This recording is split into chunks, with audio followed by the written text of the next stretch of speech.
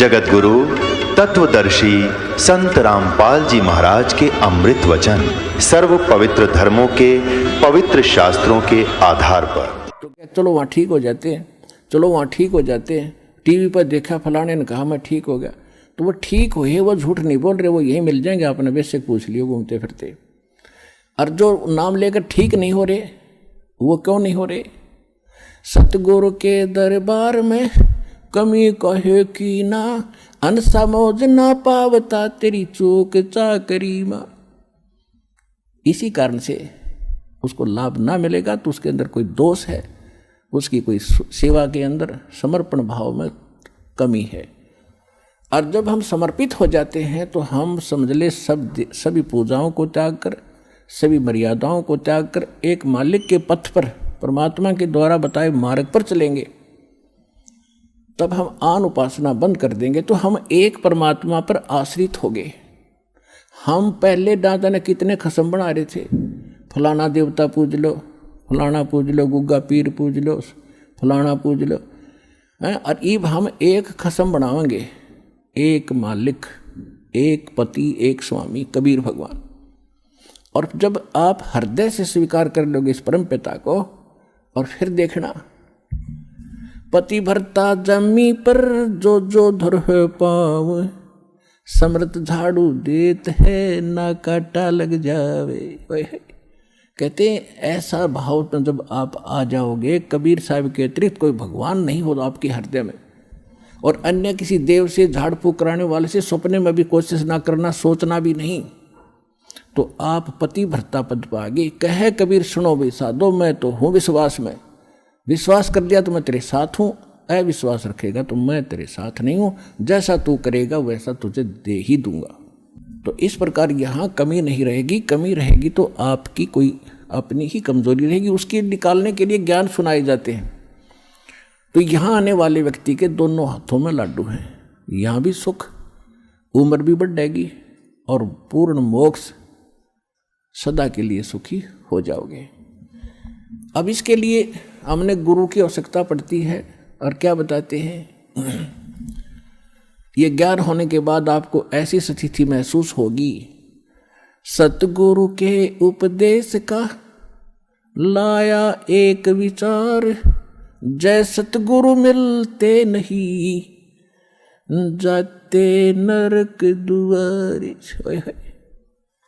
नरक द्वार में दूत सब करते खेचातान, उनसे कभू नहीं छूटता फिर फिरता चारों खानी। चार खानी, ये चार प्रकार के पशु पक्षी जलचर, ये जो कीड़े हैं सभी ये चार खानी के अंदर आते हैं। चार विभागों में बांटा है इन प्राणियों को।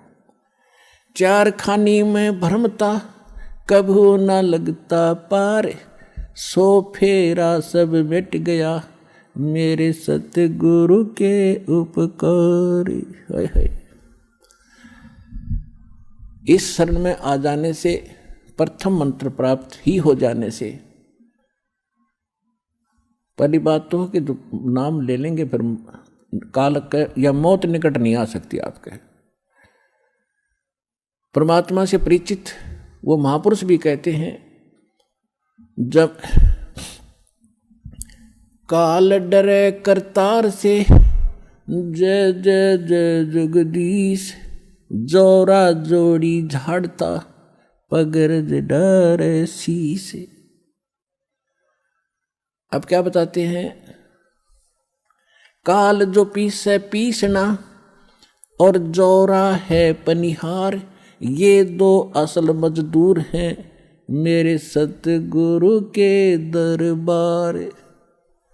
जोरा कहते हैं मौत को, क्योंकि पुण्यात्माओं इस अध्यात्म मार्ग के कुछ शब्द अलग होते हैं, तो इसमें समझना के लिए अब समझाया भी जाता साथ के साथ। जैसे गीता अध्याय नंबर 7 के श्लोक नंबर 29 में, उसमें लिखा है कि जरा मरण मोक्षाय यतन्ति ते, वो ब्रह्म तत्विदु कृष्णम अध्यात्म च अखिल च कर्मम। कि जो जरा और मरण से छूटने के लिए प्रयत्न करते हैं, वहां जरा माने है वृद्ध अवस्था और मरण माने मृत्यु। तो वो तत्परम से उस परमात्मा से परिचित हो चुके हैं, जो संसार की किसी और वस्तु की तरफ ध्यान जिसका नहीं जाता, भगवान जो दे दे उस पर सब्र करते हैं और अपनी भक्ति उद्देश्य रखते हैं, और जरा यानी बुढ़ापे के कष्ट और मृत्यु के कष्ट से जो बचने का प्रयत्न कर रहे हैं, वो उस भगवान से पहचान चुके हैं, सारे कर्म को पहचान चुके हैं। तो वहाँ जरा माने है मौत, वो जरा माने वृद्ध अवस्था। यहाँ जोरा बोला है कि जम जोरा जा से डरे, जोरा माने मृत्यु और काल के दूत। फिर यहाँ कहते काल डरे करतार से जय जय जगदीश, और जोरा ये मृत्यु जोड़ी झाड़ता, यानी परमात्मा के जूते झाड़ता ही है, यानी नौकर असली नौकर है या मौत। और नौकर मालिक के हुक्म बिना कोई काम नहीं कर सकता। काल जो पीसे पीसना, पहले राजा लोगों के यानी नौकर पीसा करते थे। कहते ये काल यहाँ का 21 ब्रह्मांड का स्वामी ब्रह्म, ये तो सतगुरु कबीर भगवान का जो सोच लो पीसना पीसने वाला नौकर है, जो सबके लिए व्यवस्था उससे करवा रहा है, ऐसे समझ लो। यानी ये नौकर है, उसके हुक्म से सब काज कुछ हो रहा है। और जोड़ा जोड़ी जोड़ा, जोड़ा माने मौत, जोड़ी माने जूते झाड़ता है। और पग रद डार है, शीश पैर के, परमात्मा के पैर के धूली को सिर पे लगाते। तो नौकर एक मालिक के बच्चों को हानि कैसे कर सकता है? तो आप हो गए उस मालिक के बच्चे जो शरण में आ गए। तो क्या कहते हैं, काल डरे करतार से जय जय जय जगदीश, और जोरा जोड़ी झाड़ता पगरज डारे शीश। काल जो पीसे पीसना, और ये जोरा है पनिहार। अब दूसरे शब्दों में बता रहे कि ये काल यहाँ का जो सबको खाता है, ये तो परमात्मा की चक्की पीसता है। और मौत भगवान का पानी भरती है। पानी भरना मतलब नौकरानी हुआ करती थी राजाओं के। और ये दो असल मजदूर हैं मेरे सतगुरु के दरबार, गरीबदास जी बता रहे हैं। तो आप उस परमात्मा की शरण में आ गए हैं। तो यहाँ क्या बता रहे हैं कि सतगुरु के उपदेश का अब लाया एक विचार, और जय सतगुरु ना मिलते तो जाते नरक द्वार। नरक द्वार में दूत सब फिर करते खेचा ताण। अब आप न पकड़ के कोई कुआं में गिरना चाहे, क्या खुश होके गिर जाओगे? पूरे हाथ पैर मारोगे, चिल्लाओगे और बैक मारोगे जितनी आपकी पैर बसाओगी। तो वहाँ तो नरकवीर कुआ भी हाहाकार माच रही, उनका पीटे जा रहे हैं, कोई सड़ रहे हैं, कोई कौवे नोच रहे, और उस खड्डे में, उस गड्ढे में आपको फेंकने के लिए ले जाते समूह के समूह को। हजारों की संख्या में यम के दूत भाले ले रखे होते हैं। ये जो शरीर है आपका, ये तो ऊपर का कुर्ता पजामा है, असली शरीर तो अंदर है, इसको सूक्ष्म शरीर कहते हैं। उसमें प्राणी मरता नहीं, लेकिन दर्द बहुत होता है। तो ये भूत प्रेत उस सूक्ष्म शरीर में घूमते हैं, वो आपको नहीं दिख सकते। और वहाँ वो शरीर होता है, उसको फिर जब आदेश हो जाता धर्मराज से, धर्मराज के यहाँ से न्यायाधीश से, जाओ इसको नरक में, इसको स्वर्ग में, इसको गधे की योनि में, इसको कुत्ते की योनि में, वो तो फटाफट चले जाते हैं। यम के दूत जब उसको लेकर चलते हैं, पूरे टोल के टोल को, जैसे डांगर पशुओं को फाटक में रोकते समय वो वापस भाजन गलठ मार मार के अंदर ठोक्या करें। तो वो सतिथि होगी वहाँ पर उन प्राणियों की जो सत भक्ति नहीं करते या नकली संतों से नाम लेकर भक्ति करे। सतगुरु ना मिला जिनको, यम के दूत उनको आगे को ले जाएंगे और वो वापस भाजेंगे। उसमें कौन करे राजी खुशी? तो उनका सीधे भाले ठोकेंगे, दे लटकीते लागो, और उनको फिर धक्के से ठोक कर उसमें और फाटक बंद कर देंगे। तो यहाँ बताते हैं नरक द्वार में दूत सब फिर करते खेचा ताण, उनसे कभू ना छूटता। और उसके बाद नरक भोग के फिर कहाँ?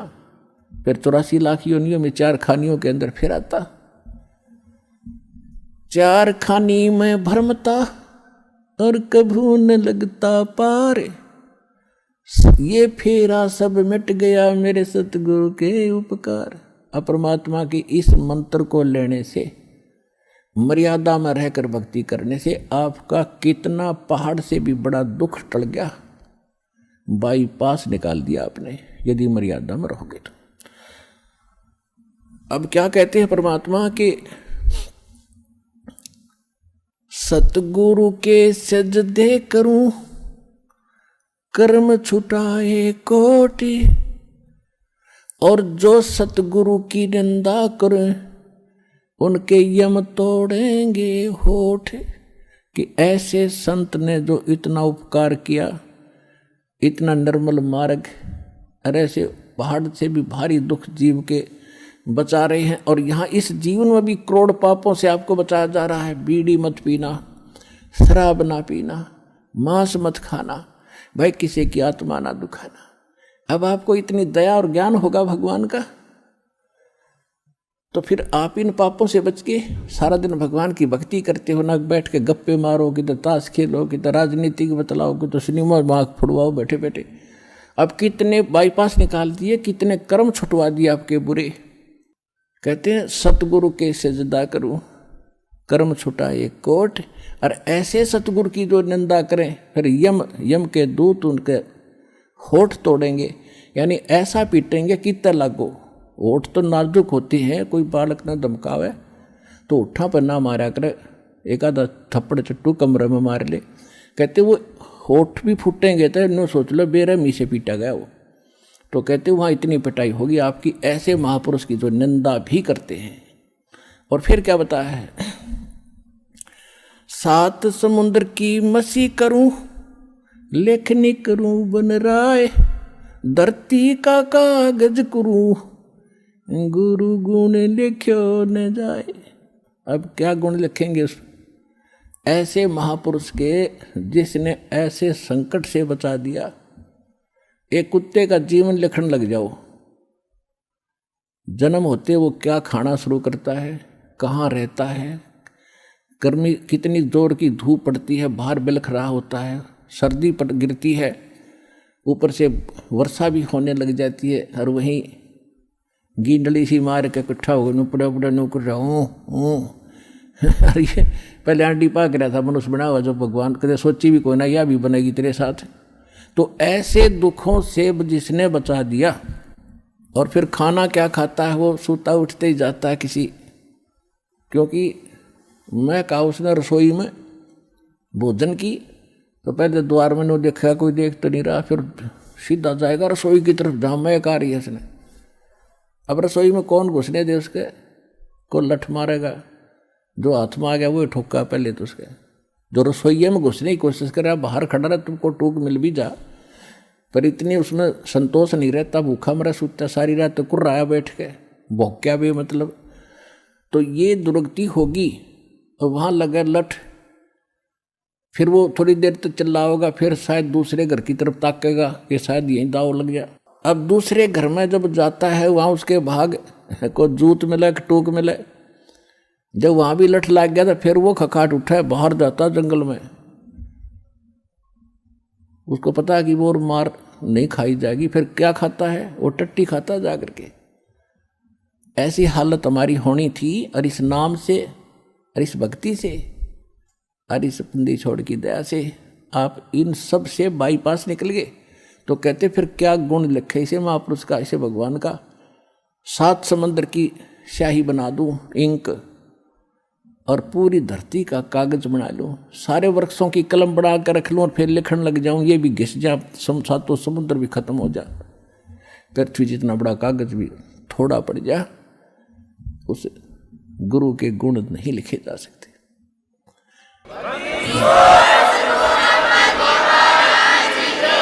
अब फिर क्या बताते हैं,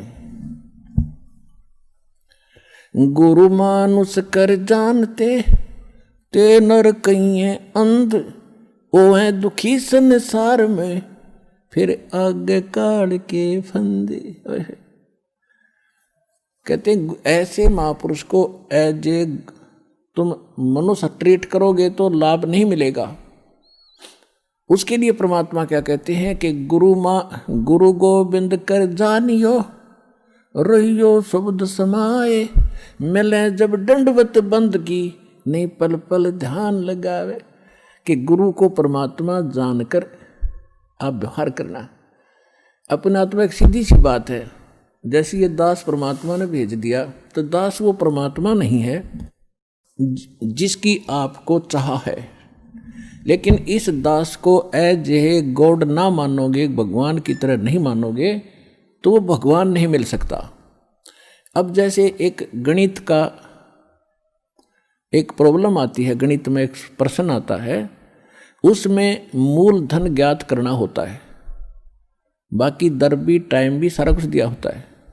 तो उस मूलधन तो अरबों खरबों में होता है, अरबों खरबों का अमाउंट कई करोड़ रुपए का होता है। तो उस कई करोड़ अरब खरब के मूलधन को जानने के लिए आपको मानना पड़ता है सपोज मूलधन इज 100 रुपीज। जो मूलधन है वो 100 रुपये, मान लो मूलधन 100 रुपये मानकर हम सवाल निकाला करते, प्रॉब्लम हल करते थे। तो वो प्रश्न का हल ऐसे ही होगा ना, हो ही नहीं सकता।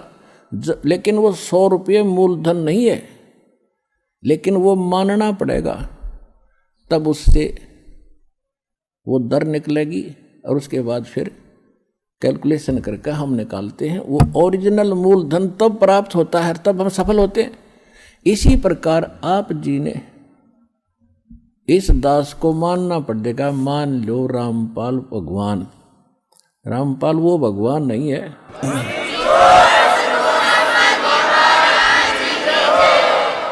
और इसको एज ए गुरु ट्रीट करके, एज ए गॉड ट्रीट करके आपने अपनी आदत सुधारनी है।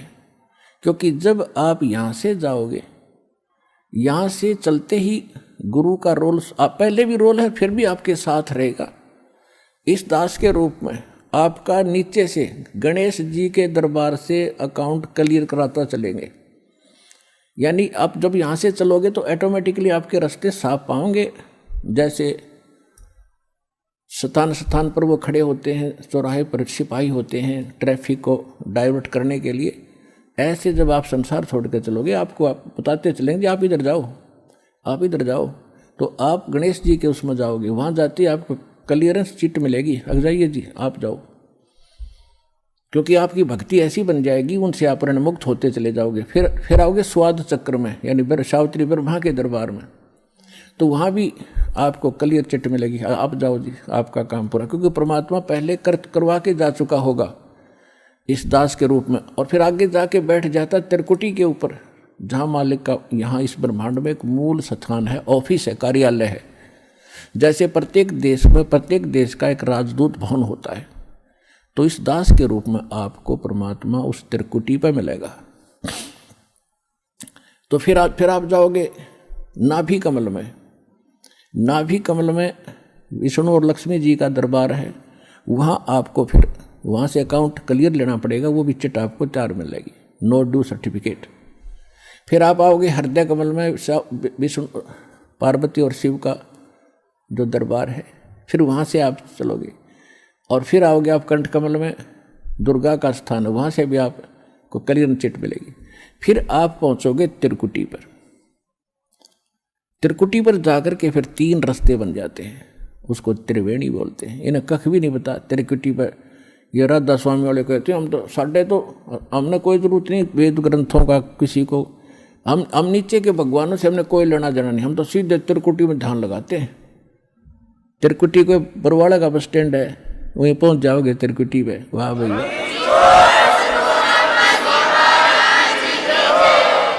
त्रिकुटी तक पहुंचने के लिए बहुत जोर लगेगा तुम्हारा।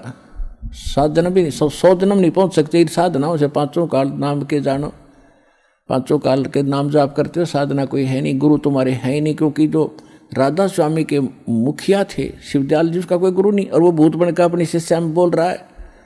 जैसे हम भूत बोलते हैं यहाँ पर, आप देख लो किस किस के अंदर बातें करते, ऐसा वो बातें कर रहा है वहाँ पर। तो कहने का भाव ये है कि त्रिकुटी पर जब आप पहुँचोगे तो वहाँ इस दास के रूप में परमात्मा मिलेंगे। और जैसा व्यवहार विचार आपका यहाँ है, और जो डिमांड आप यहाँ लेकर मर रहे हो, तो वहाँ जाके फिर नहीं मांगोगे कोठी चाहिए जी, कार बन जाए, तो परमात्मा कहेंगे जाते नीचे तू कार कोठी ले, वापस भेज देंगे। तो ये भी आपकी इच्छा यहाँ से इसलिए हटाई जाती है कि केवल ये मांगो, साईं इतना दीजियो जा मैं कुटुम समावे, हम भी भूखे न रहे, अतिथि न भूखो जावे। बता फिर क्या रहेगा मांगने। कुटुंब समान का अर्थ है परिवार की रिक्वायरमेंट ऑफ द फैमिली। अब रिक्वायरमेंट अगर आपने कोई मोटरसाइकिल की आवश्यकता है तो वो भी देगा भगवान, अवश्य देगा। अगर आपको कार की आवश्यकता तो कार भी देगा, ये गारंटीड समझ लेना। अब जिसने जाना है खेत में और वापस आना, बताओ वो क्या करेगा हेलीकॉप्टर का, वो तो मतलब की बकवाद कर रहा है। तो इस तरह की और फिर कहने अभाव ये मान ले कार मिल गई जब के कौन सा तो देवता बन गया। अब निर्धन भक्ति कर रहा है, मजदूर भक्ति कर रहा है, भक्ति भगवान को प्यारी है, भगत भगवान को प्यारा है, तो भक्ति करनी पड़ेगी। किसी ने सुविधा है ऐसे जाने में तो वो कोई दिक्कत नहीं, वो ले लो वो दे देगा। लेकिन एक मजदूर ने कहा मैंने कार चाहिए, उठा कार ने शर्मा मारा, कसी ठा के तेरे जाके वहाँ खड्डा खोदना, कार ने क्या करेगा। हाँ भक्ति दोनों ही करोगे दोनों ही मुक्त होंगे, एक भक्ति दोनों ही सफल होगे। वो कार में घूमने भी सफल होगा और मजदूर भी को भी वही पद मिलेगा जो उस कार में बैठे हुए को मिलेगा। तो हमने तो वो चाहना है, यहाँ की वस्तु चाहिए नहीं आपको। तो इस प्रकार जब इस तरह की भावना आपकी हट जाएंगी तो वहाँ त्रिकुटी पर एग्जाम होगा आपका। जैसा व्यवहार जैसा विचार आपका यहाँ इस दास के प्रति है भगवान देखता रहता है। कहते मौला बैठा मोरचे और देखे जन की भेड़, दवा 10 कोट जम किंकर तहाँ एक नाम की खेड़। अब जैसे यहाँ आपको तरीके बताए जाते हैं, उदाहरण और एग्जाम्पल दे दे के कथा सुना के कि परमात्मा जब तपस्या पर आए काल के इस लोक में, तो धर्मदास जी को परमात्मा बता रहे हैं कि जब मैंने उस काल को ये कहा, परमेश्वर कबीर जी बता रहे हैं कि जब मैंने उस काल को ये कहा कि मैं नीचे जाऊंगा और सब जीवों को बताऊंगा तो भगवान नहीं है, और सब गलत मंत्र जाप कर रहे हैं उनको यथार्थ ज्ञान दूंगा, यथार्थ मंत्र दूंगा और सब जीवों को पार करके सतलोक ले जाऊंगा। तूने बहुत दुखी कर दिया इनको, भगवान की आत्माओं को। तब वो काल इतना ताकतवर है कि मेरे ऊपर झपट्टा मारा मारने के लिए, तो मैंने सतनाम का जाप शुरू कर दिया। और जो ही मैंने सिमरण किया श्वास से ऐसे गिर गया जैसे पक्षी की पांख कट जाती है। तो कहने का भाव ये है कि जब आप पर कोई आपत्ति आती है, प्रथम मंत्र मिला है तो उसका सिमरण कर दिए शुरू, और सेकंड मिला है सतनाम तो सतनाम का सिमरण शुरू कर दीजिए। सारनाम मिला है तो वो तो कहना है क्या है वो सिमरण कर दिए। तो तीनों ही एक जैसा प्रोटेक्शन करेंगे यहाँ की आपदाओं में। तो यहाँ परमात्मा हमें बताना चाह रहे हैं, तो यहाँ हमें बताना चाह रहे हैं कि जब कोई भी आपत्ति आवे तो अपने श्वास का सिमरण आपने शुरू कर देना चाहिए। और उस श्वास उसके अंदर जैसे मौला बैठा मोरचे और देखे जन की भेड़, भेड़ माने भिड़ंत, यानी किस तरीके से ये लड़ता है। जैसे एक सैनिक है और उसके पास बंदूक है, गन है, अब वो गन न छोड़ के और पत्थर ठाको मारने चल रहे तो किसा क्या कल है उसके अंदर। तो आपको ये सतनाम ये नाम की एक बंदूक दे रखी है, हथियार दे रखा है इस काल के दूतों के साथ लड़ने के लिए। अब जब आपके ऊपर आपत्ति आती है, यम के दूत आते हैं, चाहे परमात्मा लिखा, गरीबदास जी ने लिखा है कि वो परमात्मा आपकी हर गतिविधि देखता भक्त की, और आपको ये भी देखता है कि वो किस तरह से उनसे निपटेगा काल के दूतों से। कहते 12 करोड़ यम के दूत, 4 दूतों की तो बात ही छोड़ो जो तुम्हें लेने आते हैं। अगर 12 करोड़ यम के दूत सामने खड़े हों और आपने एक सिमरण कर दिया, वो 12 करोड़ न्यू पड़ेंगे जाके एक दूसरे के ऊपर उछलते भागते नजर आओगे, न्यू मैदान साफ कर जाएंगे।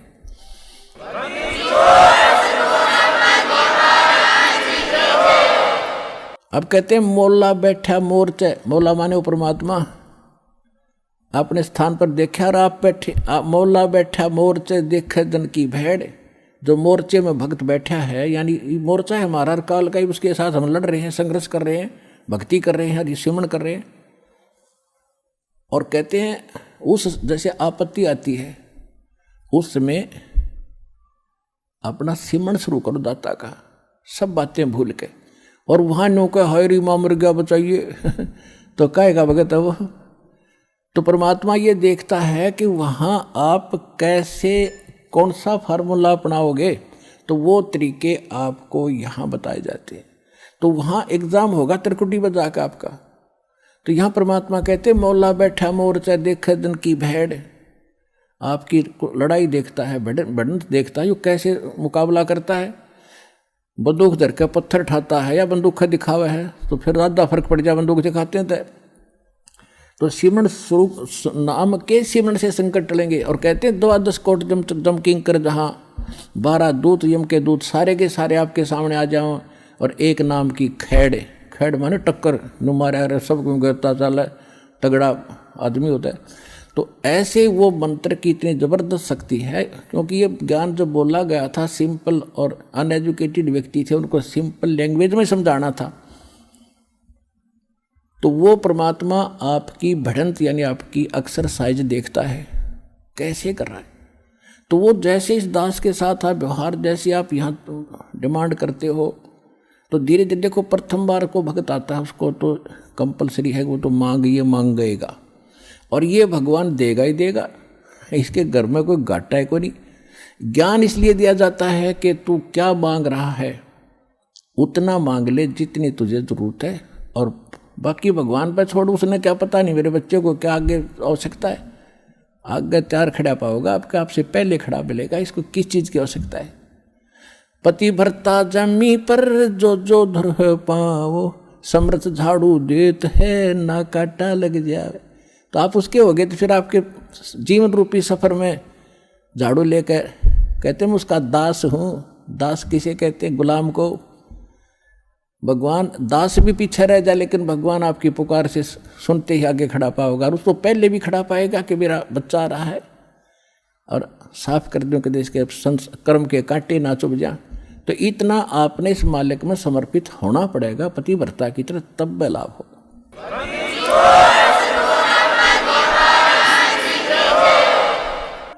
जब आप त्रिकुटी पर पहुंचोगे, अब जैसा भाव आपका यहाँ है, जैसे सोपन में भी फिर ऐसा ही करते हैं, जैसा आप अपने जागृत जीवन में कर रहे हो दिन में, ऐसा ही आपका फिर सोपन होगा। ये स्वप्न दिन में कोई केले बेचे रेडी लगा के बाजार में, वो करता ले 10 के 20, 10 के 20, 10 के 20, 8 के 20, 8 के 20, ऐसा नहीं मिलेगा। तो सपने में फिर वो नहीं बोलेगा ले 10 के 20, 10 के 20।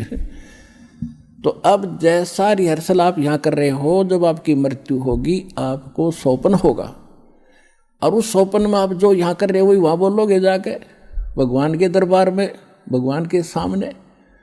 तो इसलिए पहले देखो, ये तो मालिक है, आपको टाइम देगा पूरा, आपकी उम्र बढ़ाओगा जब भक्ति नीत रखोगे तो, और तब तक आपकी यहाँ की संसारिक सुविधा भी सारी सेट कर देगा, क्योंकि उसको मालूम है ये जीव है। और कितना ज्ञान सुना ले, जब तक, अब सीधी सी बात है, जब तक पैर में काटा है, इतना कितनी सलाह दे ले जूता पहन ले, जूता पहन ले, कतई नहीं पहन सकता। वो तो काटा काट निकालना ही पड़ेगा जब जूता पहनाना है। तो ये दास आपसे भक्ति करावेगा तो आपके ये कर्म के काटे ये दुख जरूर दूर करेगा, ये गारंटी समझे।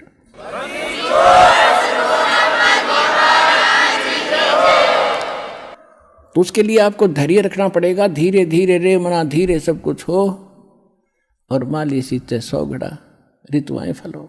फिर गुरु मानुष कर जानते, गुरु बिन माल, गुरु मानुष कर जानते ते नर कहीं है अंध, ओहे दुखी संसार में फिर आगे काल के फंद।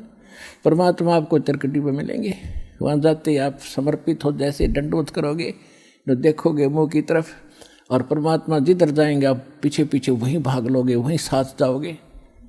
तो वहाँ आपको धर्मराज के दरबार में ले जाया जाएगा, गेल जाएंगे दत्ता साथ में इस दास के रूप में।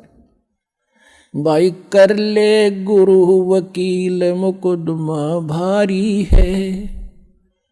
परमात्मा सब तरह की सलाह देते हैं कि गुरु आपके एज एडवोकेट का भी काम करेगा उस धर्मराज या न्यायाधीश के दरबार में, जो यहाँ का चीफ जस्टिस है 21 ब्रह्मांड का, एक ब्रह्मांड का। तो वहाँ साथ जाएंगे दास के रूप में परमात्मा, और उनको कहेंगे कि सर निकालो गीता अध्याय नंबर 18 के श्लोक नंबर 66 को। ये विधान है भगवान का सर्वधर्मान परित्यज माम एकम शरणम व्रज अहम तवा सर्व पापे भयमुक्षामि मा शुच। वो किताब खुल जाएगी गीता वहीं पर कि इस तेरे भगवान की बोली हुई है ये, इस ब्रह्म की। और देखो ये क्या कहता है कि मेरे सत्र के सब पूजा मुझे दे दो और फिर तुम जाओ, अब जी छोड़ो इसको। ये ओम नाम का जाप 2 सेकंड, सतनाम में 2 सेकंड मंत्र जो आपको दिया जाता है, उसमें प्रथम जो मंत्र है सतनाम 2 अक्षर का है, जो पहला अक्षर का मंत्र है ये ब्रह्म का है ओम। इसकी कमाई वहाँ दे देंगे, फिर वो ऑटोमेटिकली छोड़ देंगे, आ जाओ जी आप फिर। और फिर दूसरा मंत्र है सतनाम का, दूसरा अक्षर है, उसकी कमाई फिर अक्षर पुरुष के लोक में देंगे जाके, वहाँ भी आपके साथ रहेगा परमात्मा इस दास के रूप में। और जब फिर 11वां द्वार पार किया, फिर 12वें द्वार को पार करके तब सतलोक में जाया जाएगा। ये 11वां द्वार, कोई 10वें द्वार तक अटक रहा है, एक ने कितने 11वीं खिड़की पर सुन ली अधूरा से अधूरा। ये थे नीम हकीम, ये मधु परमहंस रांझडी वाला, 11वीं खिड़की आ गई, किसी नहीं पाई आज तक। ये थे काल के दूत। और परमात्मा को पता था कि इन मेरा संत धोएगा जाके सारे की पोल पाड़ देगा, तो वो 12वां द्वार पार करके सतलोक में प्रवेश करेंगे और तब वहाँ चले जाएंगे जहाँ लौट कर कभी नहीं आते। तो परमात्मा की भक्ति और साथ में गुरु का यूं सहयोग आपको सदा बनाए रखना पड़ेगा। गुरु को सिर पर राखियो, गुरु सौंप्या सिर सौंप्या गुरुदेव को, सफल हुआ ये शीश नित्यानंद, इस शीश पर आप बसे जगदीश। कोटि जीव कोटि शीश तन दे लिए, जमराजा की फेंट, एक शीश देख ले सतगुरु अपने की भेंट। कहते इस काल को तने असंख्य शीश दे दिए, कित बेमौत मारा तेरे को, और एक शीश गुरु को देकर देख सतगुरु को। शीश देने का मतलब ये नहीं काट कर धर देना। एक गुरु शिष्य थे और गुरु उनको पढ़ा करते थे, बेटा गुरु की आज्ञा का पालन होना चाहिए, गुरु को भगवान के तुल्य मानना चाहिए। एक दिन उस गुरु ने परीक्षा लेनी चाहिए और कहा कि भाई आज मैं आपसे एक आदेश करता हूँ। 5-7 भगत थे गुरु चेले, तो सब चेले कहने लगे जो आदेश हो गुरुदेव, कि भी मेरे सिर में 5-5 जूते मारो। अब 5 के 5 सुन हो गए। तो फिर वो याद दिलाते हैं कि गुरु की आज्ञा का जो पालन नहीं करते वो शिष्य फेल होते हैं भाई, देख लो।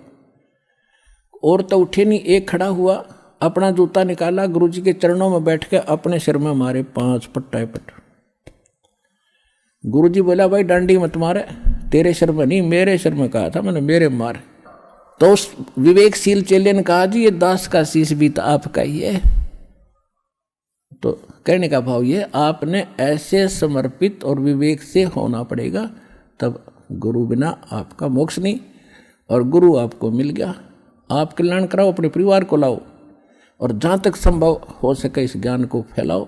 बहुत बड़ा परोपकार होगा आपको, विश्व का कल्याण होगा। बोलो सतगुरुदेव।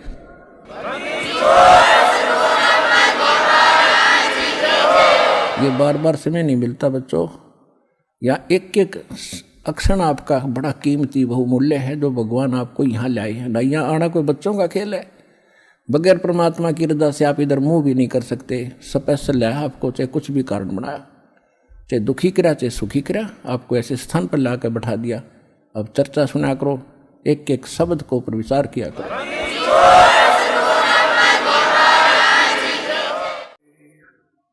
सतगुरुदेव की जय। बंदी छोड़ कबीर परमेश्वर जी की जय। बंदी छोड़ गरीबदास जी महाराज जी की जय। स्वामी रामदेवानंद जी गुरु महाराज जी की जय हो। गरीब नमो नमो सतपुरुष को नमस्कार, गुरु की नहीं सुर नर मुनि जन साधुआ संतों सर्वसदी नहीं। सतगुरु साहेब संत सब डंडो तुम प्रणाम। आगे पीछे मद हुए तिनको जा कुर्बान। नराकार निर्विषम काल जाल वैवंजनम निर्लेपम निज निर्गुणम अकल अनुपवेशोन्दनम। सोहम सुरति समाप्तम सकल समाना निर्तल उज्ज्वल हिरंबर हरदमम बेपरवा अथाह वार पार निमज्जतम। ग्रीव जो सुमर सद होई गणनायक गलता ना करो अनुग्रह सोई पारस पद परवाना। आदि गणेश मनाओ गणनायक देवन देवा चरण कमल लो लाऊं आदंत करूं सेवा। परम शक्ति संगीतम रिद्धि सिद्धि दाता सोई अवगत गुण अतीतम सत्य पुरुष निर्मोही। जगदम्बा जगदीशम मंगल रूप मुरारी तन मन अर्पों शेषम भक्ति मुक्ति भंडारी। सुर नर मुनि जन ध्यावे ब्रह्मा विष्णु महेशा शेष सहस मुख गावे पूज्य आदि गणेशा। इंद्र कुबेर सरीखा वरुण धर्म राय ध्यावे समर्थ जीवन जी का मन इच्छा फल पावे। 33 कोटि अधारा ध्यावे शेष 88 उतरे बहुदल पारा कट है यम की फांसी। 33 कोटि अधारा ध्यावे शेष 88 उतरे बहुदल पारा कट है यम की फांसी। कर जोरों विनती करूं धरों चरण पर शीश। गुरु जी राम देवानंद जी महाराज ने दियो नाम बख्शीश। कोटि कोटि सिजदा करूं कोटि कोटि प्रणाम। चरण कमल में राखियो में बांधी जाम गुलाम। कुत्ता हूँ गुरुदेव का रामपाल दास का नाम। गले प्रेम की जेवड़ी जाखे चोवा जाऊं। तो करो तो हो बावड़ू दूर दूर करो तो जाऊं। जो रखो त्यों ही रहूं जो देवो सो खाऊं। परम पिता परमात्मा पूर्ण ब्रह्म सर्व सृष्टि के रचने वाले कबीर परमेश्वर जी की असीम रजा से आप परमात्मा की चंद पुण्यात्माएं परमेश्वर की महिमा सुनने के लिए उपस्थित हुए। सत्संग में आने से जीव को पता चलता है कि ये मानव शरीर किस लिए हमें प्राप्त हुआ था। मात पिता मिल जावेंगे 184 माँ। सतगुरु सेवा और बंदगी भाई फेर मिलन की ना। परमात्मा हमें याद दिलाते हैं कि ये बोले प्राणी माता पिता संतान संपत्ति परिवार तो तुझे माता पिता संतान कहते ये अन्य प्राणियों के शरीरों में भी प्राप्त हो जाएगी। क्योंकि हमने अपने मनुष्य जीवन का उद्देश्य इतना ही मान रखा है, जब तक हम सत्संग नहीं सुनते, यथार्थ ज्ञान हमें प्राप्त नहीं होता, हम अपने कुटुंब और माता पिता, इस परिवार के ही सभी परंपराओं में, मर्यादाओं में अपना निर्वाह करके, इनका पालन करके बड़े गर्व की बात समझते रहे। तो परमात्मा याद दिलाते हैं कि ये माता पिता तो आपको पशु बनोगे, पक्षी बनोगे, कुत्ते बनोगे, वहां माता पिता मिलेंगे, गधे बनोगे, वहां भी माता पिता मिल जाएंगे, लेकिन मनुष्य जीवन के अंदर ही आप सतगुरु सेवा और भक्ति प्राप्त कर सकते हो। तो सत्संग में आने से प्राणी को ज्ञान होता है कि मनुष्य जीवन का उद्देश्य क्या है। कहते हैं सतगुरु के दरबार में जाइयो बारंबार, बोली वस्तु लखा देवे है सतगुरु दातार। जब तक हम सत्संग में नहीं आते, हम परमात्मा को भूल चुके होते हैं।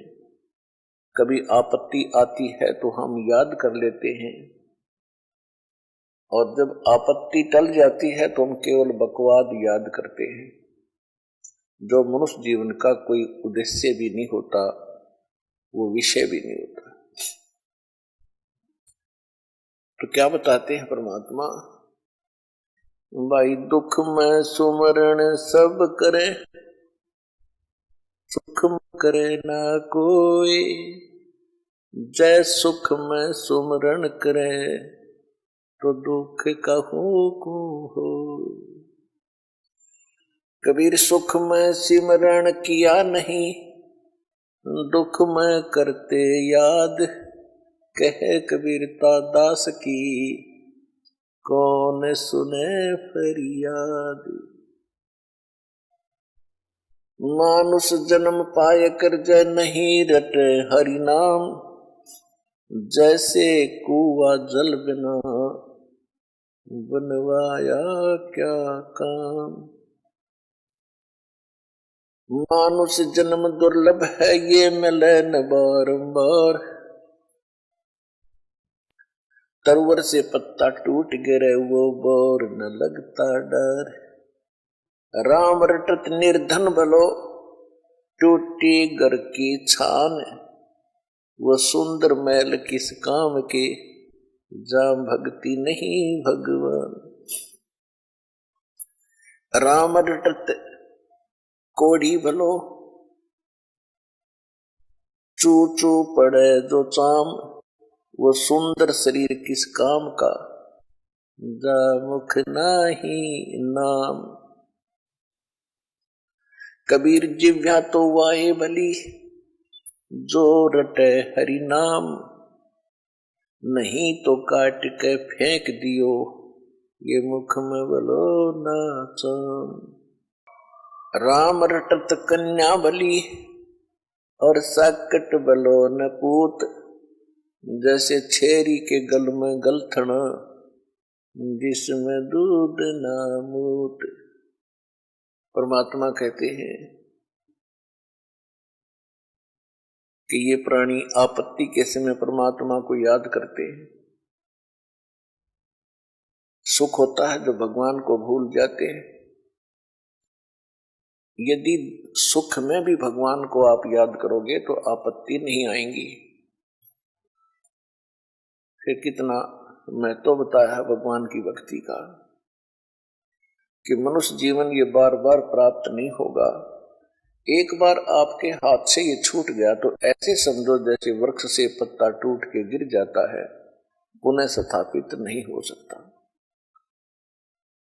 फिर क्या बताते हैं कि बिना भक्ति के ये प्राणी जो संसार छोड़कर जाता है अंत समय में इसको सारे जीवन में जो जोड़ा था, इकट्ठा किया था और जो परिवार बना था वो बहुत याद आता है।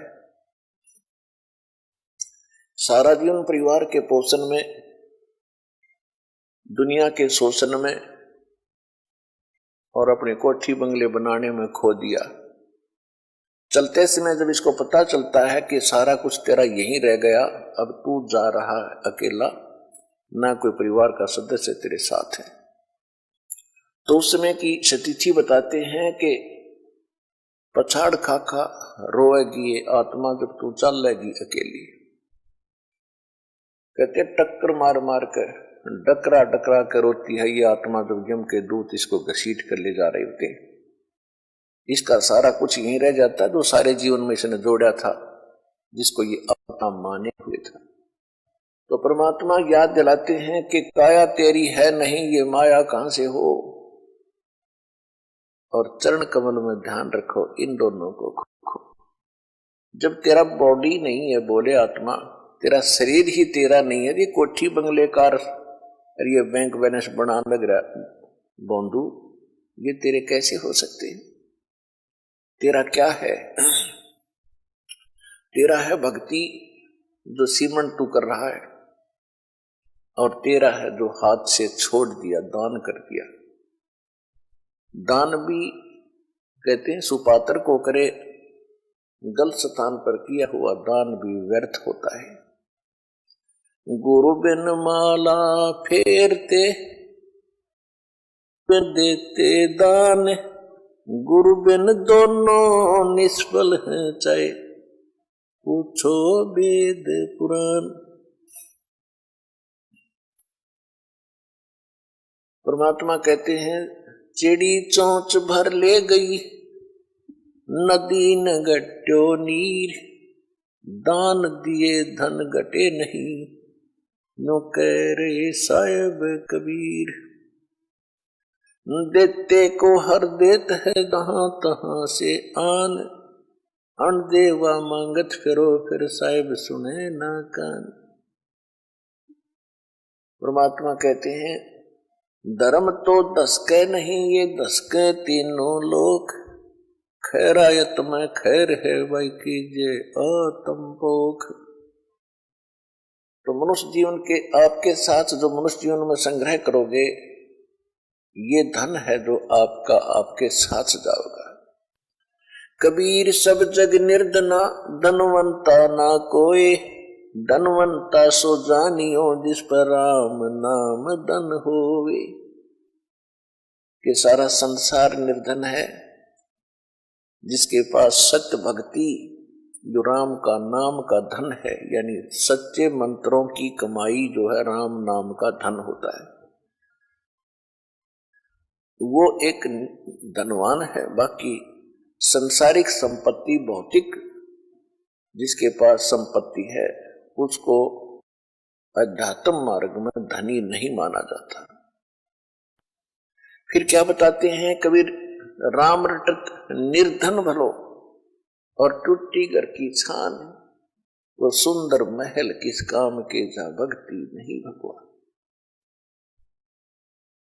पुण्यात्माओं, आज परमात्मा के बच्चे जिनको दीक्षा प्राप्त हो चुकी है, उसके परिवार के अंदर एक मिनी आश्रम बन गया। ऐसा स्थान बनाया जाता है जहां भगवान के स्वरूप को रखते हैं, जहां परमात्मा की ज्योति जलाई जाती है। सभी उठकर वहां प्रणाम करते हैं। सुबह और शाम दोपहर को भगवान की चर्चा चलती है, रमैणी होती है, आरती होती है, सुबह के नित्यनेम होते हैं। फिर दिन में जब भी टाइम लगता है, कोई मंत्र कर रहा है, कोई सीमन सतनाम का कर रहा है, तो कितना माहौल बदल गया ना। उसमें बकवाद बतलाना हो, वो न बोला, वो न बोला, उसका नाश होगा, उनका ऐसे नुकसान होने वाला है, वो ऐसे गलती करते हैं। तो इस तरह की बकवादियां बतला के उस परिवार, उस घर के अंदर हम ये कुविचार छोड़ देते थे। फिर वो कुविचार हमारे मस्तिष्क में टकराते रहते थे, हमें डिस्टर्ब रखते थे, शांति नहीं होने देते। और जब परमात्मा की महिमा और अमृतवाणी जब स्टार्ट होती है तो कुविचार ऊपर चले जाते हैं और सुविचार उस घर में धीरे धीरे स्थापित होने लग जाते हैं। फिर घर में शांति शुरू हो जाती है। ये तरीका है। अब कहीं भी परमात्मा की चर्चा नहीं। सुबह उठते या तो न्यूज़पेपर पढ़ देंगे जिनमें कोरी झूठ बकवाद भर रखी होती है, समाचार पत्र, या टीवी चलाएंगे समाचार सुन लेते हैं, सारा दिन बकवाद गड़े, या फिर फिल्म देखेंगे। तो जब तक प्राणी के पूर्व जन्म के शुभ संस्कार चलते हैं तब तक वो कुछ भी करता रहे, और सपने में भी भगवान याद ना करो उसको सारे सुख मिल रहे होते हैं। तो संसार ये देखता रहता है, भक्त भी डिस्टर्ब हो जाते हैं कि हम भक्ति भी कर रहे हैं, हमें आपत्तियों का फिर भी कोई ना कोई सामना करना पड़ जाता है, और दूसरा व्यक्ति सारा दिन बकवाद करते हैं, शराब पीते हैं, ताश खेलते हैं, राजनीति में बड़े रहते हैं, और कोई भी बुरे काम की कोई टाल नहीं उनके, और वो फिर भी सुखी है। तो इसको देखकर विचलित ना होना, परमात्मा के बताए इस पॉइंटों को, बिंदुओं को ध्यान से सोचना। कहते वो पिछले जन्म के पुण्यकर्मी प्राणी हैं, और जब तक उनके पुण्य चलेंगे वो कितने को वध करो उनको कोई हानि होने वाली नहीं है। और जब उनके पुण्य समाप्त होंगे फिर पाप कर्मों का दौर शुरू होगा। फिर देखना उनके घर में के कहर टूटेंगे, और आप के ऊपर भक्ति करते करते भी दिक्कत आ रही है, तो अगर भक्ति ना करते तो आपका तो सर्वनाश हो जाना था।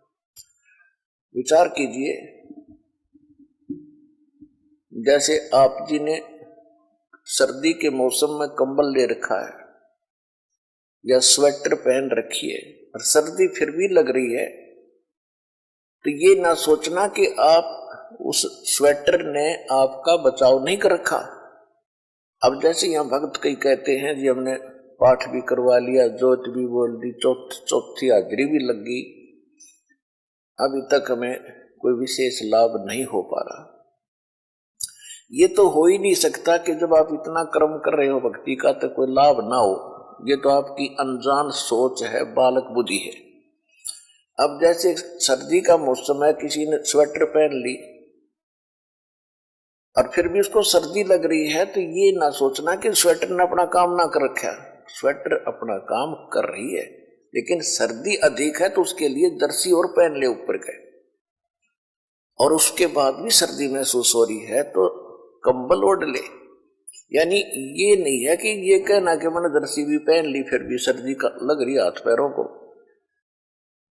तो ये तो अनजान व्यक्ति कहेगा जिसने इस प्रोसेस का पता नहीं, भगवान के मार्ग का ज्ञान नहीं। तो जो आप पुण्य कर रहे हो और विधिवत कर रहे हो, पूरी विधि यहाँ पर प्राप्त है। गुरु जी के बिना दान करना व्यर्थ है।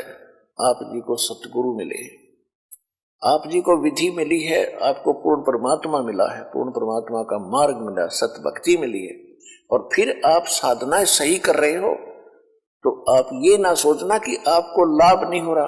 आपके पाप कर्मों की सर्दी घनी है, और ये करते करते भी कहीं ना कहीं से थोड़ी बहुत ठंड महसूस हो रही है। यदि ये ना कर रहे होते तो नमूनिया होकर मर जाते, ये समझ लेना। तो इस तरह आप जी ने अपने इस भक्ति सफर को डिस्टर्ब नहीं होने देना, जो मार्ग बता दिया इस पर चलते रहना, घर पहुंच जाओगे, सारे सुख होंगे, यानी अपने सतलोक चले जाओगे और यहां भी राहत बहुत मिलेगी।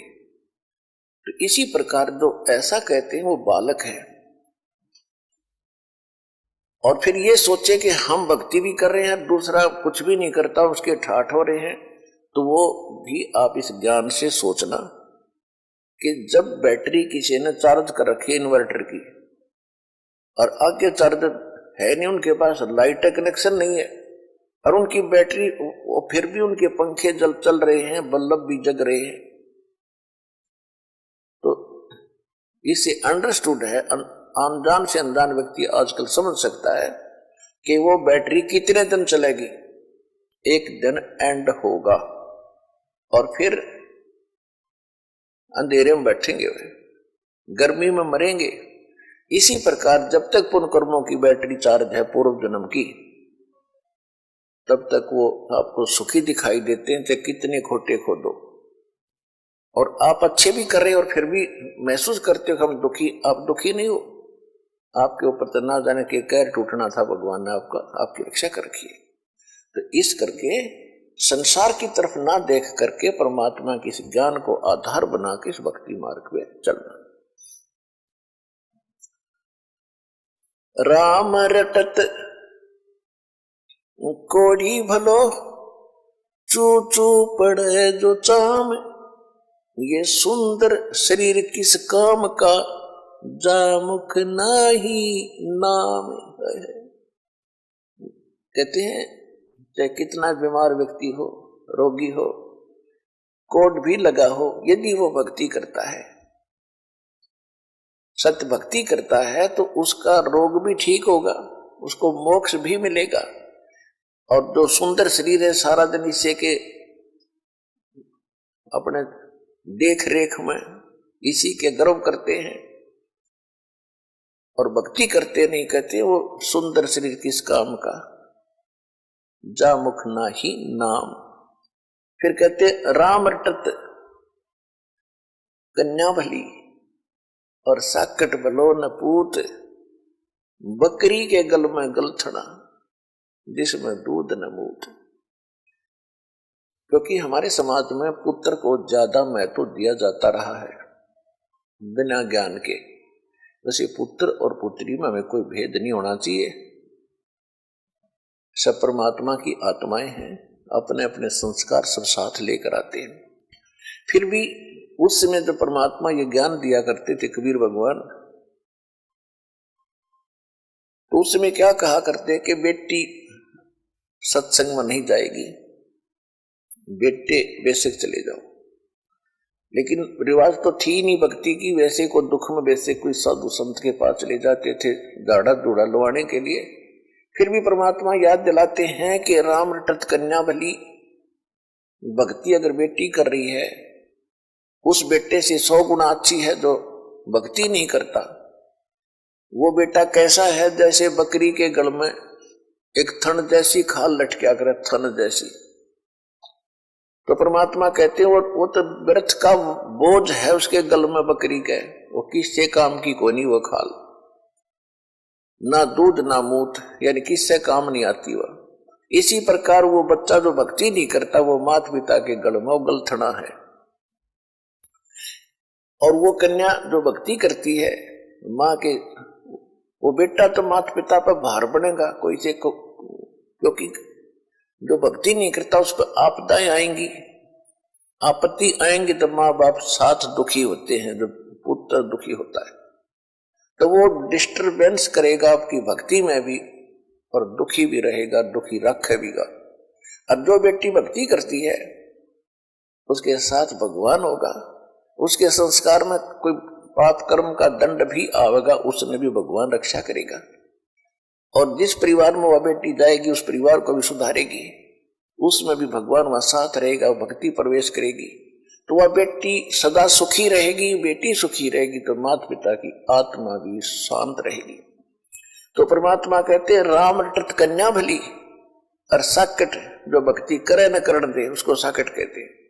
वो साकट भला न पूत, जैसे बकरी के गल में गलथना, जिसमें दूध न मूत। वो किसी काम का नहीं वो बेटा जो भक्ति नहीं करता। परमात्मा कहते हैं जिव्या तो वाहे भली, जो रटे हरि नाम, नहीं तो काट के फेंक दियो, ये मुख में बोलो न चाम। इस जिव्या का कितना योगदान है हमारे लिए, यानी खारा मीठा चाखे, खाना खाने में सहयोग देती है। तो परमात्मा कहते हैं यदि इस जुबान से, इस जिह्वा से परमात्मा का नाम और परमात्मा की महिमा नहीं बोली जाती, तो इससे अच्छा तो इसने निकाल कर काट कर फेंक दे वो बढ़िया, क्योंकि मुख को सबसे पवित्र अंग माना जाता है। और ऐसे पवित्र अंग में कहते इस चाम की कति जरूरत नहीं जीभ की। अपने आत्मा ये सोच लेना परमात्मा क्या संकेत कर रहे हैं कि मनुष्य जीवन कितना कीमती है और इसमें भगवान की भक्ति कितनी आवश्यक है। यदि भक्ति नहीं करता तो इस जुबान से कोई तगड़ा है, ताकतवर है, गरीब को कोई ऐसा वचन कुवचन बोल देगा, उसकी आत्मा रोती रहेगी, क्योंकि उसका संघर्ष तो कर नहीं सकता। ताकतवर है तो उसकी आत्मा दुखा दी, उस जीव रूपी तलवार ने उसका अटैक कर दिया, या किसी की निंदा करके लड़ाई करवाओगा, या किसी की गलत गवाही देकर पाप का भागी बनेगा। तो कहते इससे अच्छा तो भगवान या जीव कट जा जो भक्ति नहीं करते, तो भी कुछ पाप से बचे रहेंगे। तो इससे समझना भगवान हमें क्या संदेश देना चाहते हैं। परमेश्वर स्वयं आकर ही यथार्थ ज्ञान अपनी प्यारी आत्माओं को कराते हैं, क्योंकि यहां पर दो पावर हैं, दो शक्ति है। एक तो यह सरपुरुष जिसको ज्योत स्वरूपी निरंजन काल कहते हैं, इसको ब्रह्म भी कहते हैं, और आज तक इन ऋषियों ने ब्रह्म का ही ज्ञान है, ब्रह्म से ऊपर इनको कोई पता नहीं था। और ये ब्रह्म कौन है? ये काल है, 21 ब्रह्मांड का स्वामी है। इसको श्राप लगा हुआ है 1 लाख मानव शरीरधारी प्राणियों का नित आहार कर देगा, जिस कारण से इसने यहां सबको मिसगाइड करके रोका हुआ है, मूर्ख बना रखा है, सत्य से अपरिचित कर रखा है, भगवान का नामो निशान मिटा रखा है, और सब कुछ भगवान बना दिया। कहीं 2 ईंट लगाकर कोई बना रखा स्थान, वो भी भगवान मत्था टेको। कहीं मूर्ति बना रखी है, वो भी भगवान, और ये देवता भी भगवान, ये स्वयं भी भगवान। इनमें से कोई सा भी परमात्मा नहीं है। 21 ब्रह्मांड के अंदर जितने देव हैं, ये परमात्मा नहीं है। पुण्यात्माओं, यही तो काम बिगड़ा पड़ा था कि हमने भक्ति मार्ग का कै ख भी पता नहीं, कै ख इंक्लूडिंग ब्रह्मा विष्णु महेश, ब्रह्मा विष्णु महेश को भी, और ऋषि में ऋषि जो सतयुग से लेकर आज तक जितने ऋषि हुए हैं, जिनको हम बड़े पहुंचे हुए माना करते, इनको भक्ति मार्ग का कै ख पता नहीं। और जिसी कारण से आज हम इतने अंधेरे में पड़े हुए हैं कि सत्य ज्ञान को सुनने के लिए हमारे पास वो हिम्मत नहीं कि हम सच्ची सुन लें, जिसके कारण विरोध हो जाता है। हम नहीं सुनते, झूठ बोलता है, और झूठ को सच मान ली। एक कहावत है कि एक झूठ को 100 बार बता दिया जाए ना, वह सच्ची बन जाती है, सच्ची दिखने लग जाती है। और जब सत्य सामने आती है तो वो झूठी ही सत्य आगे अड़ जाती है। तो इस काल ने ऐसा जुल्म कर रखा है कि भक्ति मार्ग का नामो निशान मिटा दिया। अब भक्ति कौन से भगवान की करे? ये परमात्मा नहीं, बताओ। और हम इनको सुप्रीम पावर माने बैठे थे, ब्रह्मा जी, विष्णु जी, शिव जी। ब्रह्मा जी की तो पूजा करते नहीं थे, लेकिन आदर की दृष्टि से इसको समांतर देखते थे, किसके? विष्णु और शंकर जी के। इनसे ऊपर ही पता नहीं था। इससे ऊपर ऋषि, एक आधा कोई ऋषि कहता था ब्रह्म शक्ति है। वो कैसा है? वो निराकार है, उसका ओम नाम है। यहां बुद्धि टेकी थी आज तक सबकी, चाहे पवित्र हिंदू धर्म के लोग हैं, चाहे पवित्र मुसलमान धर्म के लोग हैं, वो भी इसी काल निराकार के ऊपर टिके हुए थे। चाहे पवित्र विश्व ये ईसाई धर्म के लोग हैं, ये भी निराकार, इस परमात्मा काल से ऊपर बुद्धि किसी की नहीं थी। ये तो परमात्मा स्वयं आए, जो प्रत्येक युग में आते हैं। सतगुरु आए दया करी ऐसे दीन दयाल, और बंदी छोड़ दास का जट रखनी प्रतिपाल। परमात्मा स्वयं आए 600 वर्ष पहले, उन्होंने आके ये ज्ञान कराया।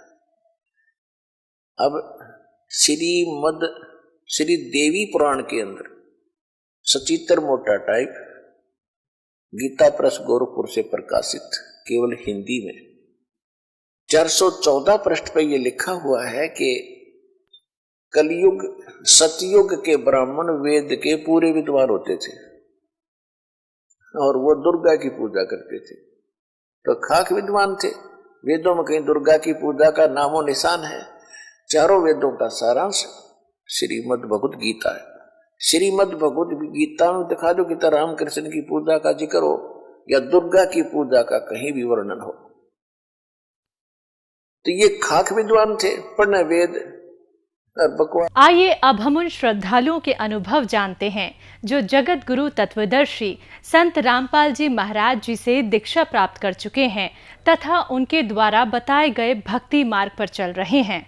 नमस्कार sir. Sir Sahib Bhagat ji. Sir क्या नाम है आपका? जी संजय दास। सर कहाँ से आए हैं आप? जी ग्राम मर्राई सरदार सिंह, तहसील बिरेसिया, जिला भोपाल, मध्य प्रदेश के निवासी हैं। सर संत रामपाल जी महाराज से नाम दीक्षा आपने कब ली? जी 31 अक्टूबर 2017 को।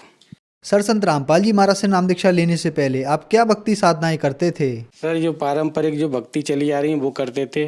गायत्री परिवार से नाम उपदेश भी ले रखा था और हमारे यहाँ पर एक कबीर पंथ का स्थान है, जिन बाबा देव बाबा इनको भी बहुत माना करते थे और सुबह शाम बहुत भक्ति करा करते थे। मन में हमेशा डर बना रहता था, भय रहता था और जिस घर परिवार में हम जन्म हुए थे उस हिसाब से हमारी कोई तरक्की प्रोग्रेस नहीं हो पा रही थी, तो मन हमेशा दुखी रहता था कि हम पिछड़े हुए रहते हैं इतनी भक्ति साधना करते हुए भी। सर फिर आप संत रामपाल जी महाराज की शरण में कैसे आए? भगत जी ऐसे आए कि इन सब भक्ति करते करते मेरी भगत पत्नी की तबीयत अचानक बहुत ज़ोर से खराब हो गई। हम एक हॉस्पिटल, सरकारी हॉस्पिटल में इलाज कराया, वहाँ पे बताया इनको डेंगू है। उन्होंने रेफ़र कर दिया देव माता हॉस्पिटल है भोपाल में, वहाँ पर हमने 4 दिन तक इलाज कराया।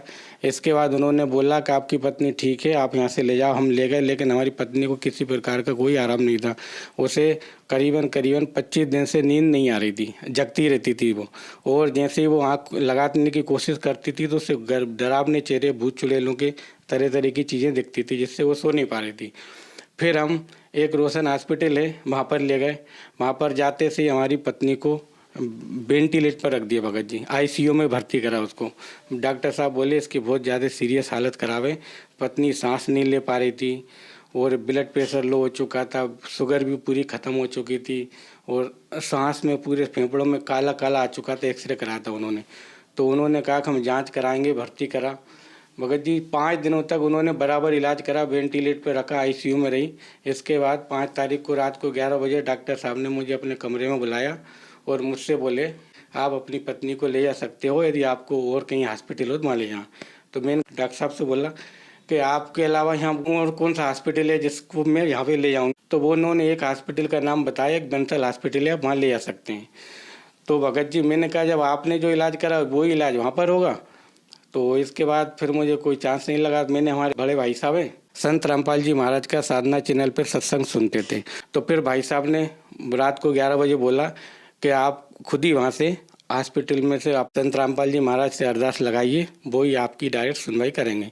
तो मैंने फिर रात के 11:30-12 बजे के करीब हॉस्पिटल में बैठा, वहीं पर सबके साथ में जो हमारे साले और भाई साहब थे। मैंने पूर्ण परमात्मा संत रामपाल जी महाराज से बोला कि परमात्मा, डॉक्टर साहब ने बोल दिया मेरी पत्नी तब मर चुकी है, अब मुझे कोई चांस नहीं दिख रहे हैं, अब ये आपकी शरण में है, मैं भी आपकी शरण में हूँ। अब आप जो उचित लगे वो करें, आप जो भी निर्णय लेंगे हम आज से आपसे नाम उपदेश ले लेंगे। तो डॉक्टर साहब ने रात को 11 बजे मुझसे बोला था कि आपकी पत्नी जो है वेंटिलेटर नहीं लगवा रही है और उसके अंदर शरीर में इतनी क्षमता नहीं है कि हम उसके गले में से काट कर जो है ऑपरेशन करें, क्योंकि वो यदि वो स्थिति हम करते हैं तो उसकी 100% चांस है मरने के। यदि वो जो है वेंटिलेटर लगवा लेती है तो कुछ चांस हैं। तो वो वेंटिलेटर जैसे लगाते थे डॉक्टर लोग, वो फेंक देती थी, घबराहट की वजह से लगाई नहीं रहती, हाथ पैर वो बांध नहीं सकते थे। फिर मैंने परमात्मा जगत गुरु रामपाल जी महाराज से अरदास लगाई, तो फिर सुबह वही डॉक्टर साहब बोलने लगे कि रात को मैं 6 बजे देखने गया तो पत्नी ने वेंटिलेटर लगवा लिया। वेंटिलेटर लगवा गए तो जो मशीनें उनको जो उम्मीद डॉक्टर साहब को कम दिख रही थी वो वहाँ पे कुछ परसेंटेज बढ़ने लगा उनका। तो फिर वो बोलने लगे आपकी पत्नी खतरे से बाहर है, आपकी पत्नी जीवित हो जाएगी। संत रामपाल जी महाराज की कृपा से मेरी पत्नी को पुनर्जीवन दान मिल चुका है और जो डॉक्टर पहले इलाज करने में थोड़ा संकोच कर रहे थे उनका इलाज भी सफल हो गया और मेरी पत्नी आज पूर्ण रूप से स्वस्थ है। और हम पूरे परिवार ने आज परमात्मा संत रामपाल जी महाराज से नाम उपदेश ले लिया। संत रामपाल जी महाराज से नाम उपदेश लेने के बाद डॉक्टरों ने बोला था कि इसे करीबन आपको हर हफ्ते में यहाँ दिखाना पड़ेगा, जांच कराना पड़ेगी, उससे हम देखते रहेंगे कि इनकी बीमारी किस हद तक ठीक हो रही है। जो डॉक्टर ये बोल रहे थे कि हमें तो इस लड़की के चांस ही नहीं थे कि ये मतलब ठीक हो सकती है। वो नहीं हमारे सामने ही बोल रहे थे भगत जी कि ये हमें तो यकीन नहीं हो रहा कि ये लड़की जिंदा कैसे हो गई है। और आज इतना खाना पीना खा रही है, इसकी फेफड़े पूरे ख़राब हो चुके थे, शुगर पूरी लो हो चुकी थी और ब्लड प्रेशर भी लो हो चुका था भगत जी। और डेंगू का 4 लाख 5 लाख के वो प्लेट लिस्ट बताते हैं भगत जी अपन, तो वो भी पूरे फुल जितने होने चाहिए थे वो हो चुके थे। मैं भगत जी मेरी पत्नी की जो हॉस्पिटल में इलाज चला था, जो जांच हुई थी, वो रिपोर्ट भी लाया हूँ। ये मेरे हाथ में रोशन हॉस्पिटल की रिपोर्ट है और ये छोटा मोटा हॉस्पिटल नहीं है, काफ़ी बड़े हॉस्पिटलों में इसका नाम आता है। ये डॉक्टर साहब भी बड़े फेमस हैं। ये आप पूरी जांच है सब देख सकते हैं। जब हॉस्पिटल में भर्ती हुए थे उस समय डॉक्टर साहब ने ये रिपोर्टों में जांच की थी। उन्होंने बताया था कि आपकी पत्नी के फेफड़े पूरे जाम हो चुके हैं, वो वहाँ से सांस नहीं ले पा रही है, पूरे काले पड़ चुके थे। आज ये पूरे फेफड़े भी साफ हो चुके हैं, पूरी नली साफ है, सांस ले रही है अच्छे से। और जो है डेंगू की समस्या भी पूरी ख़त्म हो गई। शुगर जो लो हो चुकी थी वो भी नॉर्मल हो गई, ब्लड प्रेशर जो लो हो चुका था वो भी नॉर्मल हो गया है। और अब हमारी सबसे बड़ा साहब ये फ़ायदा हुआ कि 4 तारीख से लेके 25 तारीख तक मेरी पत्नी आंख लगा के सो नहीं पाई थी, तो इसकी वजह से वो घबराहट बेचैन बहुत हो रही थी। अब वो जब से संत रामपाल जी महाराज से अरदास लगाए उसी रात से वो अच्छी सांस की नींद लेके सो रही है। सर, संत रामपाल जी महाराज ने आपको एक सुखमय जीवन दिया और बहुत सारे सुख दिए, तो जो श्रद्धालु आज आपको देख रहे हैं आप उन्हें क्या कहना चाहेंगे? भगत जी संदेश तो मैं नहीं दे सकता, मैं तो दास हूँ परमात्मा का, संत रामपाल जी महाराज का भगत हूँ। मैं तो जनता से हाथ जोड़ के विनम्र निवेदन कर सकता हूँ कि संत रामपाल जी महाराज को पहचाने। जेल धाम में तो वो एक हाथ अपनी लीला करके बैठे हैं, वो पूर्ण परमात्मा का अवतार हैं जो अपने को मोक्ष मुक्ति देंगे, सत्य भक्ति बता रहे हैं, सद मार्ग पे ले जा रहे हैं। उनसे नाम दीक्षा लें और अपने जीवन का कल्याण कराएं। सर, संत रामपाल जी महाराज की शरण में कैसे आ सकते हैं? सर, संत रामपाल जी महाराज के विभिन्न चैनलों पे सत्संग आते हैं। उन सत्संगों पे पीली पट्टी चलती है, उस पट्टी पर संत रामपाल जी महाराज के सतलोक आश्रम के नंबर दिए रहते हैं। उन नंबरों पे श्रद्धालु संपर्क करें। और आज हर जिले के अंदर, भारत देश के अंदर भी और विदेशों के अंदर भी परमात्मा के संत रामपाल जी महाराज के नामदान केंद्र खुले हुए हैं। आप वहाँ पर जाएँ और अपना नामदान केंद्र पर नाम दीक्षा लें और अपना पूर्ण मोक्ष मुक्ति करवाएं। धन्यवाद सर।